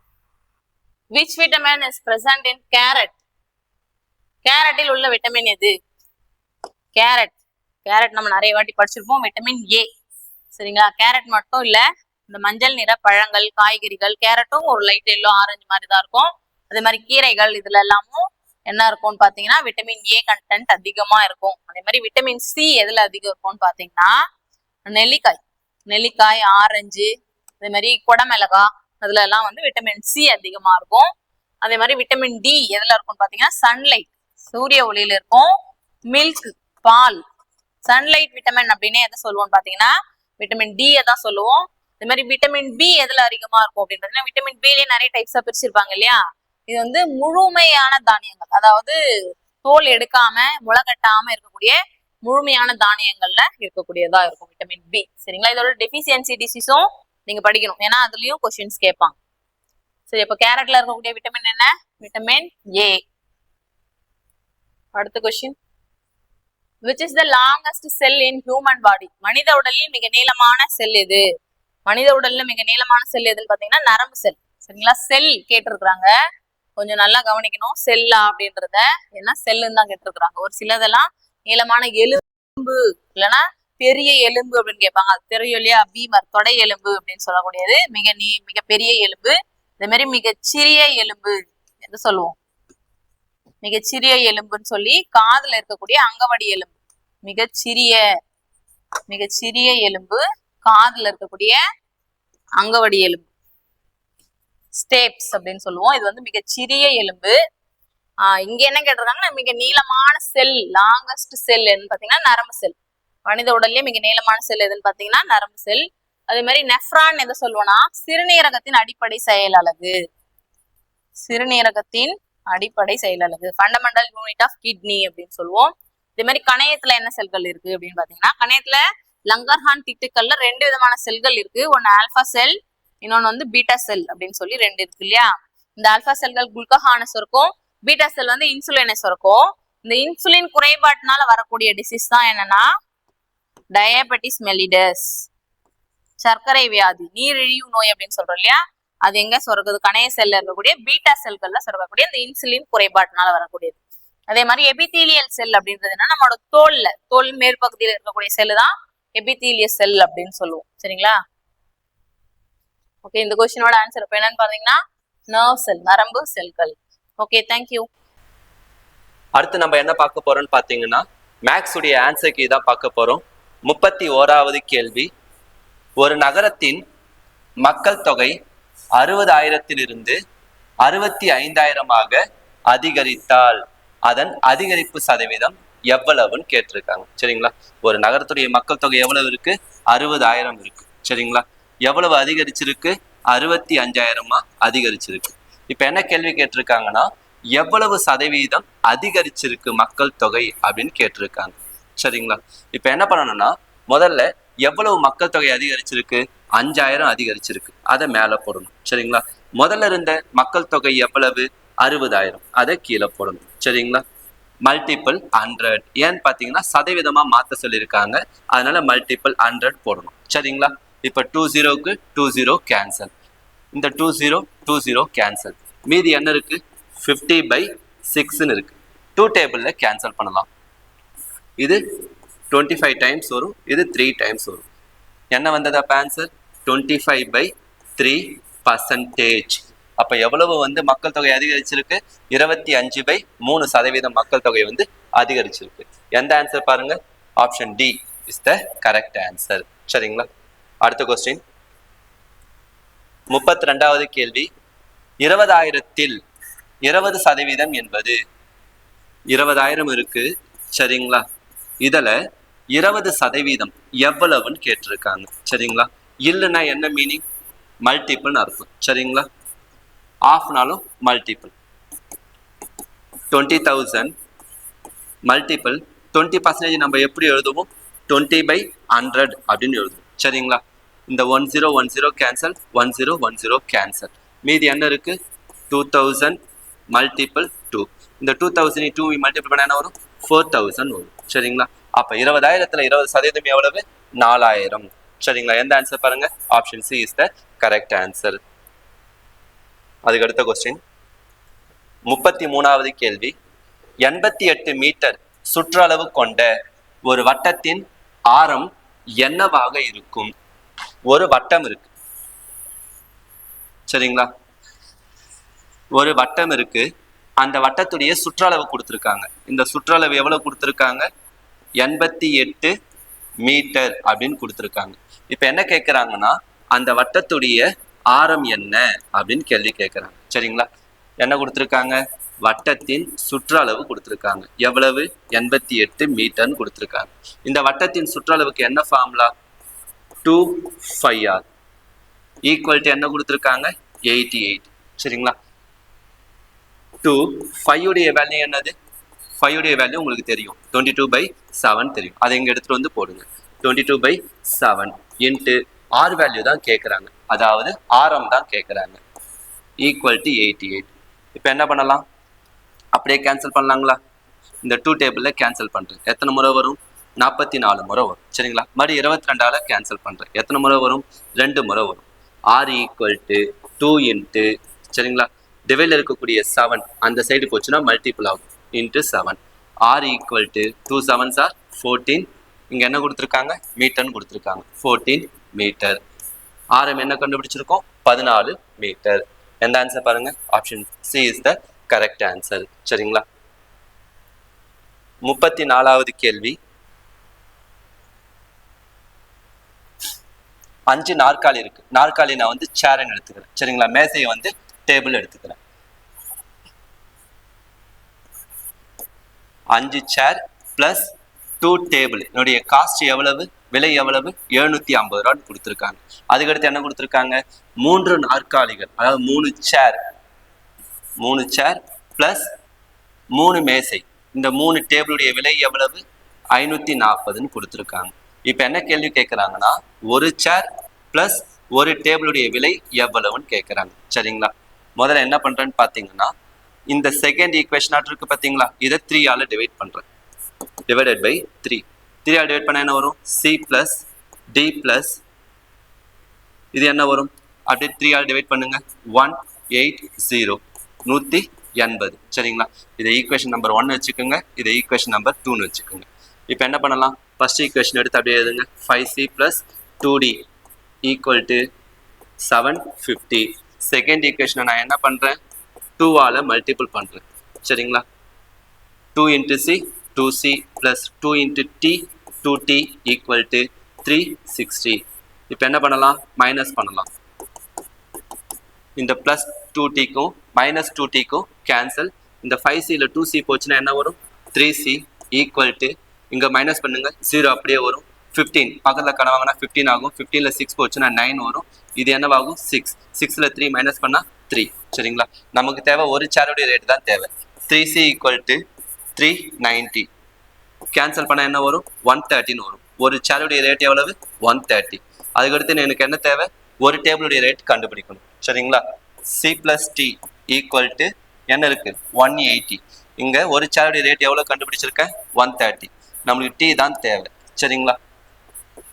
Equal to 180.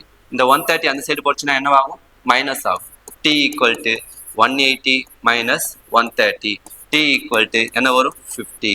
இப்போ என்ன கேள்வி கேட்டிருக்காங்க ஒரு சேர் பிளஸ் ஒரு டேபிளுடைய காஸ்ட் தான் கேட்டிருக்காங்க. ஒரு சேர் எவ்வளவு 130, ஒரு டேபிள் ரேட் எவ்வளவு 50. ரெண்டுத்தையும் ஆட் பண்ண என்ன வருது 180 வருது. சரிங்களா? எந்த ஆப்ஷன் பாருங்க option B is the correct answer. சரிங்களா? 35வது கேள்வி முதல் 97 இயல் எண்களின் சராசரியை கண்டறிக. இயல் எண்கள் இயல் எண்கள்னா என்னென்னலாம் இயல் எண்கள் சொல்லுவோம், எதெல்லாம் இயல் எண்கள் சொல்லுவோம் 1 2 3 4 எக்ஸெட்ரா இதெல்லாம் இயல் எண்கள் சொல்லுவோம். இதுல முதல்ல இருக்கக்கூடிய 97 இயல் எண்களுடைய சராசரி கேட்கிறாங்க. சரிங்களா? இதுக்கு ஒரு ஃபார்முலா இருக்கு. என்ன ஃபார்முலானா முதல் n இயல் எண்களின் சராசரி அதை கண்டுபிடிக்கிறதுக்கு ஒரு ஃபார்முலா என்னன்னு பாத்தீங்கன்னா n+1/2. இங்க nன்றது எத்தனை எண்களுக்கு கண்டுபிடிக்க சொல்லியிருக்காங்க 97 எண்கள். அந்த 97 இங்க போடணும் பிளஸ் 1/2. 97 1 ஆட் பண்ண என்ன வரும் 98/2 ஈக்குவல் டு கேன்சல் பண்ண என்ன வரும் 49 வரும். சரிங்களா? 49. எந்த ஆன்சர் பாருங்க option C is the correct answer. அடுத்த கொஸ்டின் போகலாம். 36வது கேள்வி ஒரு சதுரத்தின் பரப்பளவு 88 மீட்டர் ஸ்கொயர். அதன் பக்கம் என்னவாக இருக்கும்? ஒரு சதுரம் இருக்கு, அந்த சதுரத்துடைய பரப்பளவு கொடுத்துருக்காங்க. சரிங்களா?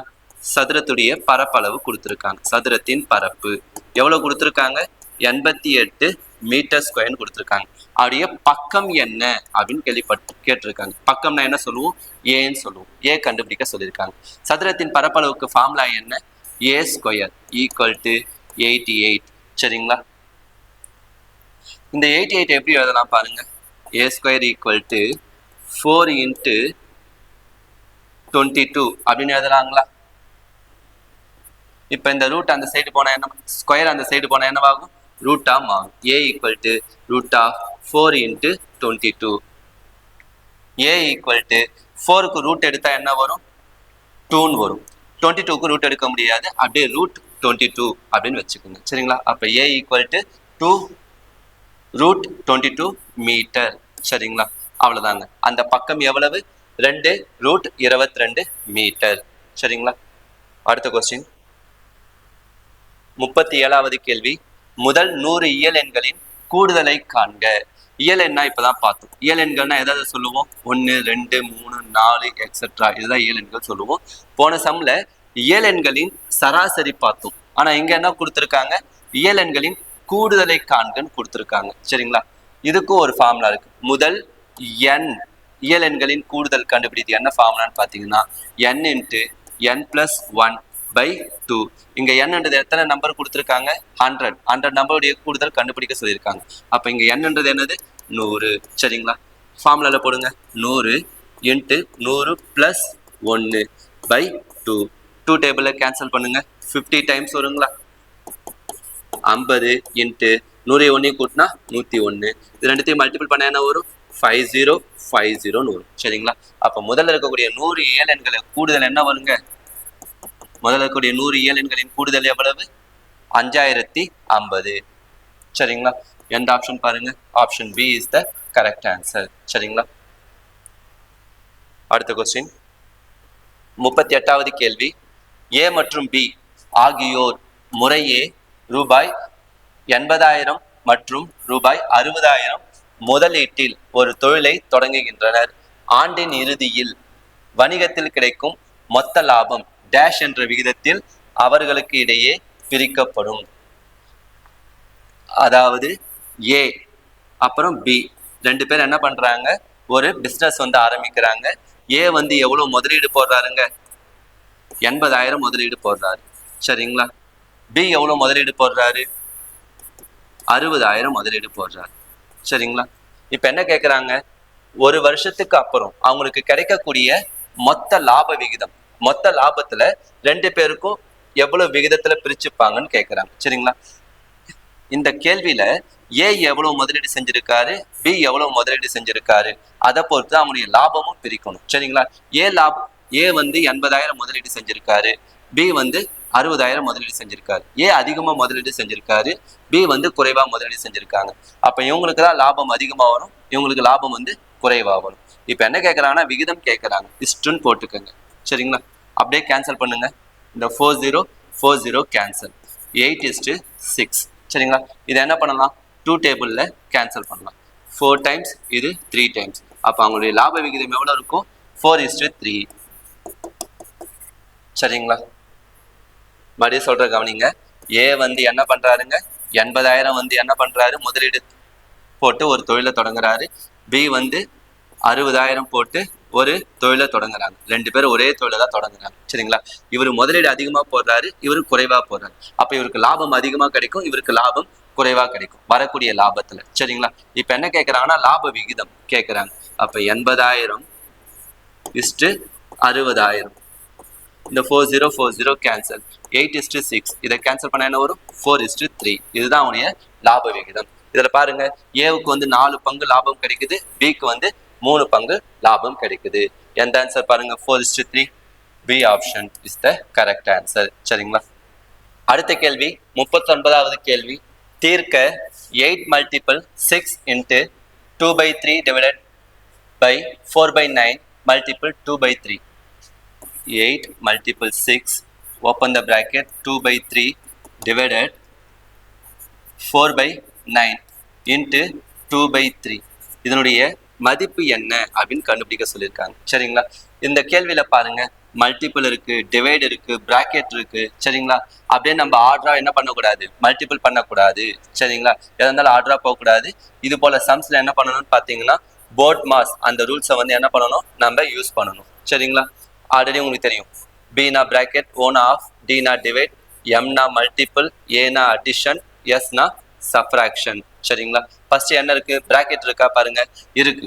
அதுக்குள்ள இருக்கிறதா ஃபர்ஸ்ட் சால்வ் பண்ணணும், மீதி அப்படியே வச்சுக்கோங்க. 8 × 6, ஓப்பன் த பிராக்கெட், 2/3. சரிங்களா? Divided by 4/9. வகுத்தல் கீழே என்ன இருக்கு, பின்னம் இருக்கு. அப்ப டைரக்டா நம்மளால வகுக்க முடியாது. அந்த பின்னத்தை தலைகீழா மாத்தினீங்கன்னா இந்த வகுத்தல் வந்து என்னவாகும், பெருக்கலா மாறும். 9/4. சரிங்களா? மல்டிபிள் 2/3. இப்போ என்ன பண்ணலாம், கேன்சல் பண்ணலாம். 3 1s are 3, 3 3s are 9. 2 table, 2 1s are 2, 2 2s are 4. மீதி என்ன வந்தது பாருங்க, 8 மல்டிபிள் 6 மல்டிபிள், இங்க என்ன வந்தது 3/2 மல்டிபிள் 2/3. இங்க எல்லாமே மல்டிபிளா இருக்கு. அப்ப என்ன பண்ணலாம், நம்ம மல்டிபிள் பண்ணிக்கலாம், கேன்சல் பண்ணிக்கலாம், எது ஒண்ணா பண்ணிக்கலாம். சரிங்களா? இங்க 2 2 கேன்சல், 3 3 கேன்சல். மீதி என்ன வந்தது பாருங்க, 8 × 6, 8 6 are 48. சரிங்களா? எந்த ஆன்சர் பாருங்க, option A is the correct answer. சரிங்களா? அடுத்த கொஸ்டின், 40வது கேள்வி. ஒரு கனச்செவ்வகத்தின் பரிமாணங்கள் 10 × 6 × 4. வண்ணம் பூசுவதற்கு ஒரு சதுர அலகிற்கு ரூபாய் 1 செலவாகும் எனில் அந்த கனச்செவ்வகத்திற்கு வண்ணம் பூச ஆகும் செலவை கண்டறிக. ஒரு கனச்செவ்வகம் இருக்கு. சரிங்களா? இந்த கனச்செவ்வகத்துக்கு என்ன பண்றாங்கன்னு பாத்தீங்கன்னா, பெயிண்ட் அடிக்கிறாங்க. சரிங்களா? பெயிண்ட் அடிக்கிறாங்க. அப்படி பெயிண்ட் அடிக்கும் போது ஒரு ஸ்கொயர் மீட்டருக்கு, சரிங்களா, அதாவது ஒரு அலகிற்கு, ஒரு யூனிட்டுக்கு எவ்வளவு ஆகுதுன்னு பாத்தீங்கன்னா 1 ரூபாய் ஆகுது. அப்ப மொத்தம் எவ்வளவு செலவாகுன்னு கேட்கறாங்க. இங்க என்ன அளவு கொடுத்துருக்காங்க, நீளம் கொடுத்துட்டாங்க, எவ்வளவு கொடுத்துருக்காங்க 10. அகலம் பிரெத் கொடுத்துட்டாங்க, எவ்வளவு கொடுத்துருக்காங்க 6. உயரம் கொடுத்துட்டாங்க, h4 கொடுத்துட்டாங்க. இப்ப முதல்ல நம்ம என்ன கண்டுபிடிக்கணும், பரப்பு கண்டுபிடிக்கணும், மொத்த பரப்பு கண்டுபிடிக்கணும். கன செவ்வகத்தின் மொத்த பரப்பு கண்டுபிடிக்கணும். சரிங்களா? இதுக்கு ஃபார்முலா என்ன, 2 × LB + BH + LH. சரிங்களா? 2 × L உடைய வேல்யூ என்னது 10, B உடைய வேல்யூ 6 + B உடைய வேல்யூ 6, H உடைய வேல்யூ 4 + L உடைய வேல்யூ 10, H உடைய வேல்யூ 4. சரிங்களா? மல்டிபிள் 4. 2 × 10 யாரை பெருக்குனா 60 + இது ரெண்டுத்தையும் பெருக்குனா என்ன வரும் 24, இது ரெண்டுத்தையும் பெருக்குனா 40 வரும். இங்க எல்லாத்தையும் ஆட் பண்ணுங்க. என்ன வருது? 2 × 124 அப்படின்னு வருது. இது ரெண்டுத்தையும் மல்டிபிள் பண்ணா என்ன ஆன்சர் வரும்? 280. இது ரெண்டுத்தையும் மல்டிபிள் பண்ணா என்னங்க வரும்? 842 248. சரிங்களா? அப்ப என்னுடைய பரப்பு எவ்வளவு? 248. இங்க அமௌண்ட் தான் கேட்டிருக்காங்க. சரிங்களா? தொகை ஈக்குவல் டு மொத்த பரப்பு எவ்வளவு? 248. ஒரு யூனிட்டுக்கு எவ்வளவு ஆகுது? 1 ரூபாய் ஆகுது பெயிண்ட் அடிக்க. அப்ப மொத்த ரூபாய் எவ்வளவு? 248 ரூபாய். சரிங்களா? எந்த ஆப்ஷன் பாருங்க? Option D is the correct answer. சரிங்களா? அடுத்த கேள்வி 41வது கேள்வி. ரூபாய் 700 மதிப்புள்ள ஒரு பொருளுக்கு 20% மற்றும் 20% மற்றும் 10% தொடர்ச்சியான தள்ளுபடிகள் கிடைத்தால் அந்த பொருளின் விற்பனை விலை என்ன? ஒரு பொருள் ஒண்ணு இருக்கு, அந்த பொருளுடைய விலை எவ்வளவு? 700 ரூபாய். சரிங்களா? இதுக்கு ஃபர்ஸ்ட் என்ன பண்றாங்க? 20% தள்ளுபடி தராங்க. சரிங்களா? அதுக்கடுத்து என்ன பண்றாங்க? மறுபடியும் 10% தள்ளுபடி தராங்க. அப்ப அந்த பொருளை எவ்வளவுக்கு வித்திருப்பாங்கன்னு கேள்வி கேட்கிறாங்க. ஃபர்ஸ்ட் 700 ரூபாய் இருக்கு. இந்த 700 ரூபாய்க்கு எவ்வளவு சதவீதம் தள்ளுபடி கொடுத்திருக்காங்க? 20%. அப்ப 20% கண்டுபிடிங்க. இந்த 1010 கேன்சல், 1010 கேன்சல். 70ஐயும் 2ஐயும் பெருக்குங்க. என்ன வரும்? 140 ரூபாய் தள்ளுபடி கொடுத்திருக்காங்க. அப்ப இந்த பொருள் 700 ரூபாய், 140 ரூபாய் தள்ளுபடி கொடுத்துட்டா மீதி எவ்வளவு வரும்? மைனஸ் பண்ணுங்க. 065 560 ரூபாய் வித்திருப்பாங்க. மறுபடியும் ஒரு தள்ளுபடி தராங்க. இந்த 560 ரூபாய்க்கு எத்தனை சதவீதம் தள்ளுபடி தராங்க? 10% தள்ளுபடி தராங்க. சரிங்களா? இந்த 10% எப்படி எழுதலாம்? 10/100 எழுதலாம். இந்த 1010 கேன்சல், 1010 கேன்சல். என்ன வந்திருக்கு? 56 ரூபாய் மறுபடியும் தள்ளுபடி தராங்க. இந்த 56 ரூபாய் என்ன பண்ணணும்? 560 ரூபாயில இந்த 56 ரூபாவை மைனஸ் பண்ணணும். அப்ப என்ன வருங்க? 504 ரூபான்னு வரும். சரிங்களா? எந்த ஆப்ஷன் பாருங்க? Option A is the correct answer. சரிங்களா? அடுத்தது 42வது கேள்வி. ஒரு ரயில் 15 மணி நேரத்தில் 750 கிலோமீட்டர் தூரத்தை கடந்தால் அது 2 மணி நேரத்தில் எத்தனை கிலோமீட்டர் தூரத்தை கடக்கும்? ஒரு ட்ரெயின் ஒன்று இருக்கு. சரிங்களா? அந்த ட்ரெயின் 15 மணி நேரத்துல எவ்வளவு கிலோமீட்டர் தொலைவை கடக்குது? 750 கிலோமீட்டர் தொலைவை கடக்குது. சரிங்களா? இது பாத்தீங்கன்னா அவர்ஸ், மணி நேரம். இது கிலோமீட்டர். சரிங்களா? 15 மணி நேரத்துல 750 கிலோமீட்டர் தொலைவு கடக்குது. சரிங்களா? அதே ட்ரெயின் அதே வேகத்துல, சரிங்களா, 2 மணி நேரத்துல எவ்வளவு தொலைவை கடக்கும் அப்படின்னு கேள்வி கேட்டிருக்காங்க. சரிங்களா? அப்படின்னு உங்களுக்கு தெரியும். இந்த சம் எப்படி போடலாம்? பாக்ஸ் மெத்தட்ல போடலாம். சரிங்களா? 15 கிலோமீட்டரை 15 மணி நேரத்துல 750 கிலோமீட்டர் தொலைவை அந்த ட்ரெயின் கடக்குது. இப்ப 2 மணி நேரத்துல எவ்வளவு தொலைவை கடக்கும்? அதை எக்ஸ்ன்னு வச்சுக்கலாம். சரிங்களா? பாக்ஸ் மெத்தட் போடுவோம்ல, கிராஸ் மல்டிபிள் பண்ணுவோம். சரிங்களா? இந்த 15 பெருக்கல் எக்ஸ், இதனுடைய மதிப்பு எதுக்கு சமமா இருக்கும்? இதனுடைய குறுக்கு பெருக்கலுக்கு சமமா இருக்கும். 2 × 750. இந்த 15 அப்படியே டைரக்டாவே அடிக்கலாம். சரிங்களா? இங்க எத்தனை முறை வரும்? 5 முறை வரும். இந்த 0 அப்படியே வந்துடும். x = 2 × 50, x = 100. சரிங்களா? அப்ப அந்த ட்ரெயின் 2 மணி நேரத்துல எவ்வளவு கிலோமீட்டர் கடந்திருக்கும்? 100 கிலோமீட்டர் தொலைவை கடந்திருக்கும். எந்த ஆப்ஷன் பாருங்க? Option A is the correct answer. அடுத்த கேள்வி 43வது கேள்வி. ஒரு செங்கோண முக்கோணத்தில் ஒரு கோணம் 35 டிகிரி அளவை கொண்டுள்ளது. மூன்றாவது கோணத்தின் அளவை கண்டறிக. முதல்ல செங்கோண முக்கோணம் எப்படி இருக்கும்? இது போல இருக்குங்களா? இதனுடைய ஒரு கோணம் கொடுத்துட்டாங்க. எவ்வளவு கொடுத்துட்டாங்க? 35 டிகிரின்னு கொடுத்துட்டாங்க. சரிங்களா? எவ்வளவு டிகிரி கொடுத்துருக்காங்க? 35 டிகிரின்னு கொடுத்துருக்காங்க. இதெல்லாம் நம்மளுக்கு தெரியும். முக்கோணத்துல 3 கோணங்கள் இருக்கும். செங்கோண முக்கோணம்னாலே இது எவ்வளவு கோணம் தான், எவ்வளவு டிகிரி தான் வரும்? 90 டிகிரி தான் வரும். சரிங்களா? ஒரு கோணம் அவனே கொடுத்துட்டான், 35 டிகிரின்னு கொடுத்துட்டான். இப்ப என்ன கேட்கறான்? மூணாவது கோணம் என்ன அப்படின்னு கேட்கறான். சரிங்களா? உங்களுக்கு தெரியும், முக்கோணத்துடைய 3 கோணங்களின் கூடுதல் எவ்வளவு? 180 டிகிரி. சரிங்களா? ஒரு முக்கோணத்துடைய 3 கோணங்களின் கூடுதல் 180 டிகிரி. இந்த 3 கோணத்தை கூட்டினா என்ன வரும்? 180ன்னு வரும். இதெல்லாம் நமக்கு 2 கோணம் தெரியும். என்னென்ன தெரியும்? 90 டிகிரி பிளஸ் 35 டிகிரி பிளஸ் தெரியாத கோணம், அதை எக்ஸ்ன்னு வச்சுக்கிறோம், மூன்றாவது கோணம். சரிங்களா? 180 டிகிரி. இந்த 90 டிகிரியும் 35 ஆட் பண்ண என்ன வரும்? 125 degree plus X equal to 180 degree. எனக்கு எக்ஸ் மட்டும் தான் தேவை, அந்த மூன்றாவது கோணம் மட்டும் தான் தேவை. இந்த பிளஸ் 125 அந்த சைடு போனால் என்னவாகும், மைனஸ் ஆகும்.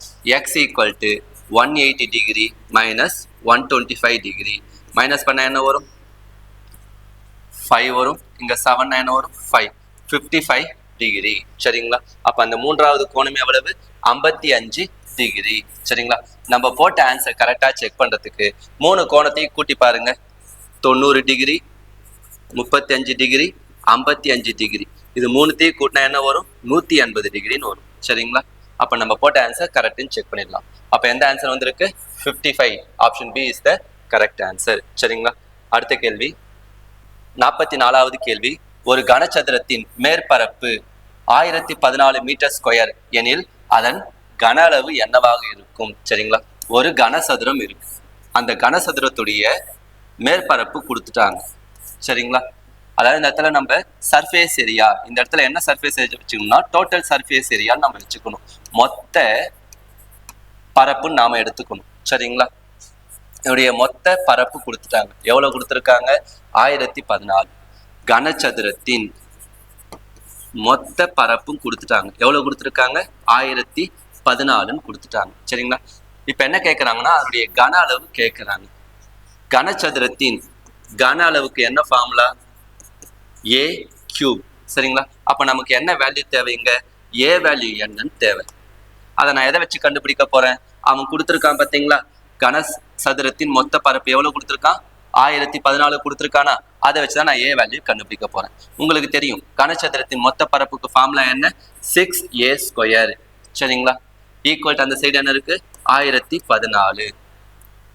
இந்த 6ஐயும் இந்த 1014 அடிச்சா என்ன வரும், 169 வரும். சரிங்களா?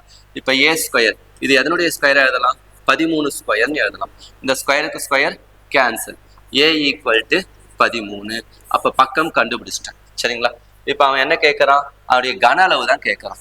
கனசதுரத்தின் கன அளவு என்னன்னு கேட்கறான்.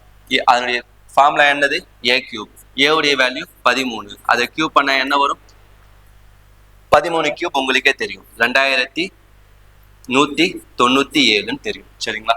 இங்க என்ன கொடுத்துருக்கான், மீட்டர்னு கொடுத்துருக்கானா, அப்ப இங்க என்ன வரும், மீட்டர் கியூப்னு வரும்.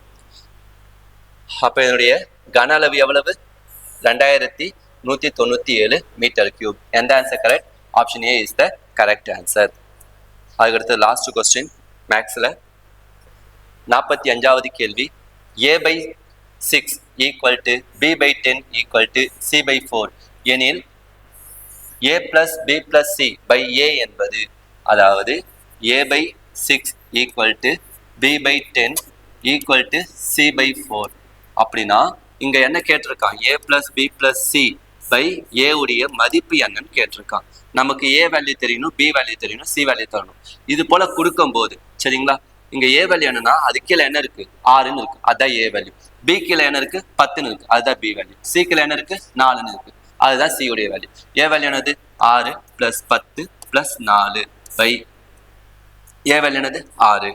இது எல்லாத்தையும் கூட்டுங்க, என்ன வருது, 20ன்னு வருது. 20/6. இங்க என்ன பண்ணலாம், அடிக்கலாமா, 2ஆம் வாய்ப்பால் அடிங்க. இது 10 முறை வரும், இது 3 முறை வரும், 10/3. சரிங்களா? எந்த ஆன்சர் பாருங்க, option B is the correct answer, 10/3. இப்போ அடுத்து ரீசனிங் பார்ப்போம். ரீசனிங்ல ஃபர்ஸ்ட் கொஸ்டின் பாருங்க, 46வது கொஸ்டின் என்ன கேட்டிருக்காங்க அப்படின்னா 1250, 250, 50, 10 அதுக்கு அடுத்த நம்பர் என்ன அப்படி சொல்லி கேட்டிருக்காங்க. இப்போ நம்ம இதுக்கு டிஃபரன்ஸ் எடுத்தோம் அப்படின்னா இதுக்கு என்ன வரும், இதுக்கு எடுத்தனா 1000 அப்படின்னு சொல்லிட்டு வரும், இதுக்கு எடுத்தனா 200 அப்படின்னு வரும், இதுக்கு எடுத்தனா 40 அப்படின்னு வரும். இது நமக்கு வந்து கொஞ்சம் கம்ஃபர்டபுளா இல்ல. ஏன்னு பாத்தீங்கன்னா 1000 200 ரொம்ப வித்தியாசமா போயிடுது. ஓகேவா, ரொம்ப டிஃபரன்ஸ் வருது. அதனால நம்ம என்ன பண்ண போறோம் அப்படின்னா அதை பண்ண போறது கிடையாது, டிஃப்ரெண்டா யோசிப்போம். யோசிச்சா நம்ம என்ன வருது அப்படின்னா 1250க்கு அப்புறம் 250 வருது, 250க்கு அப்புறம் 50 வருது, 50க்கு அப்புறம் 10 வருது. இது என்ன அப்படின்னா 5ஆம் வாய்ப்பால் அடிக்குமா அப்படின்னு சொல்லிட்டு ஒரு எக்ஸாம்பிளுக்காக நான் பாக்குறேன். அப்படின்னா இதை நான் 5ஆம் வாய்ப்பால் அடிச்சேன் அப்படின்னா என்ன அப்படின்னா 2 5 10, 5 5 25, 0. 250 வந்துருச்சா, ஓகேவா. தெரியலன்னா அப்படி எழுதுறேன், 250. ஓகேவா. அடுத்து இது பாருங்க, இது 5ஆல் அடிக்கிறேன், 5 5 25 ஒரு 0. ஓகேவா. அடுத்து இதை அடிக்கிறேன், ஓரஞ்சு 5 0. ஓகேவா? அப்ப இது எப்படி அடிக்கும்? 2 5 10 அப்படி சொல்லிட்டு வரும். இந்த 2 தான் இங்க வரப்போகுது. சரிங்களா? அடுத்த நம்பர் என்ன? 2. ஓகேவா? நான் சொல்றது இப்ப நீங்க போட்டது கரெக்டா அப்படின்னு சொல்லிட்டு எப்படி செக் பண்ணணும் அப்படின்னா, எல்லா நம்பரும் கரெக்டா டேலி ஆகும். நான் இங்க என்ன பண்ணேன், இதை 5ஆல் அடிச்சேன், எனக்கு ஆன்சர் 250 வந்துச்சு. அடுத்த நம்பர் என்ன இருக்கு? 250. இதையும் 5ஆல் அடிக்கிறேன். 5ஆல் அடிச்சோம்னா 5 5 25 ஒரு 0. அந்த 50 இங்க வந்துருச்சு. அப்ப கரெக்ட். அதே மாதிரி இங்க அடிச்சோம்னா இங்க வரணும், இங்க அடிச்சோம்னா இங்க வரணும். ஓகேவா? அப்படி வந்தாதான் அது சரியான பதில். ஓகேவா? இதுக்கான ஆன்சர் என்ன அப்படின்னு பாத்தீங்கன்னா ஆப்ஷன் சி. சரியா? அடுத்து பாருங்க, லவ் ஃப்ரெண்ட்ஸ். ஓகேவா? அன்புனா நண்பர்கள். அப்ப வெறுப்புனா யாரு? அன்பு நண்பர்கள் வந்து அன்பு கொடுப்பாங்க அப்படின்னா, அப்ப வெறுப்பை யாரு கொடுப்பா? எதிரிகள் தான் கொடுப்பாங்க. ஓகேவா? Option B, enemy. ஓகேவா? லவ் வந்து ஃப்ரெண்ட்ஸ் கொடுப்பாங்க அப்படின்னா ஹேட் யாரு கொடுப்பா? எனிமி தான் கொடுப்பாங்க. ஃப்ரெண்டு கொடுக்க மாட்டாரு, பிரதர் கொடுக்க மாட்டாரு, சிஸ்டர் கொடுக்க மாட்டாங்க. அப்ப யார் தான் கொடுப்பாங்க? எனிமி. ஓகேவா? Option B. ஓகேவா? அத நம்ம புரிஞ்சு போட்டாலே ஆன்சர் சரியாயிரும். ஓகே, அடுத்து பாருங்க. இப்ப இங்க லெட்டர்ஸ் கொடுத்துருக்காங்க, 3 சீரீஸ் கொடுத்துருக்காங்க. அதுல 4வது இங்க என்ன வரும் அப்படின்னு சொல்லி கொடுத்துருக்காங்க. நான் எப்படி இந்த லெட்டர் சீரீஸை நான் சால்வ் பண்ணுவேன் அப்படின்னு வந்து பாத்தீங்கன்னா, ஃபர்ஸ்ட் நம்பர் எழுதிப்பேன் இதுக்கு ஏத்த மாதிரி. ஓகேவா? இப்ப ஏக்கு வந்து 1. ஓகேவா? ஈக்கு என்ன வரும்? 5. சரியா? என் வந்து 14. ஓகே, இப்ப நமக்கு என்ன அப்படின்னா, நம்ம எழுத்துப்படி பார்த்தோம் அப்படின்னா ரொம்ப கஷ்டமா இருக்கும். இப்ப நம்பர் போட்டோம் அப்படின்னா எத்தனை நம்ம தள்ளி இருக்குன்னு சொல்லிட்டு ஈஸியா நம்மள கணிச்சிட முடியும். ஓகேவா? இப்ப M 13, Q 17, Z 26, C3, G7, P 16 பார்த்துட்டேன். ஓகேவா? இப்போ அடுத்து என்ன வரும் அப்படின்னு சொல்லிட்டு பாக்குறேன். ஃபர்ஸ்ட் இந்த 2 சீரிஸையும் பாக்குறேன். ஓகேவா? 1 5 14, இங்க 13 17 26. எனக்கு வந்து ஏதோ செட் ஆகுற மாதிரி தெரியல. ஓகேவா? இதுக்கும் டிஃபரன்ஸ் வந்து பாத்தீங்கன்னா 12. ஓகேவா? இதுக்கு டிஃபரன்ஸ் வந்து பாத்தீங்கன்னா கொஞ்சம் அதிகமா போகுது. ஓகேவா? எனக்கு இதெல்லாம் தேவையில்லை. இப்போ நம்ம வேற என்ன பண்ணலாம் அப்படின்னு டப்புன்னு யோசிக்கணும். சரியா? அடுத்து வந்து பாத்தீங்கன்னா நான் என்ன பண்றேன் அப்படின்னா, இந்த முதல்ல இருக்கிற சீரிஸையும் தேர்ட்ல இருக்கிற சீரிஸ் நம்ம லெட்டர் சீரிஸையும் எடுத்துக்கிறேன். பாத்தீங்கன்னா இங்க 1ல இருந்து 3க்கு வந்தோம் அப்படின்னா +2. ஓகேவா? +2. அதே மாதிரி அந்த 5ல இருந்து 7க்கு வந்தோம் அப்படின்னா +2. ஓகேவா? அடுத்து இந்த 14ல இருந்து 16க்கு வந்தோம் அப்படின்னா +2. அப்ப கரெக்டா வருதா அந்த சீரீஸ்? அப்ப எல்லாமே +2 அப்படி சொல்லிட்டு வந்திருக்கு அப்படின்னா, இங்கேயும் நமக்கு என்னதான் இருக்க போகுது? அந்த +2 தான் இருக்க போகுது அப்படின்னு சொல்லி தெரிஞ்சு போச்சு. அப்ப 1 3 இதுவா ஈக்குவலா சேமா வருது, 2 2 வருதுன்னா அப்ப இந்த 2வது இந்த 4வது சேமா தான் வரப்போகுது. ஓகேவா?